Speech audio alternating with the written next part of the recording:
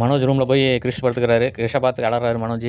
காலையில் கூப்பாடு போடுறாங்க. என் பக்கத்தில் வந்து அவன் படுத்துட்டான்னு சொல்லி அண்ணாமலை வந்து பார்க்குறாரு. பாசமாக இருக்கிறான்னு சொல்லி வந்து படுத்திருப்பான். சின்ன பையன் குழந்தைகளுக்கு இதெல்லாம் தெரியாதுல்ல.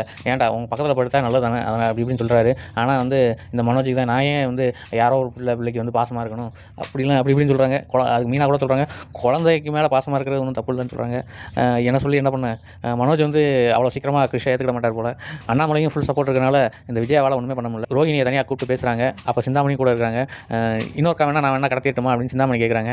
அதுக்கு வந்து ஐயா சாமி போதும், இதுக்கு மேலே இன்னொருக்கா என்னை கடத்தணும் தெரிஞ்சு என்னை தூக்கி ஜெயிலே போட்டுருவார் என் புருஷன்.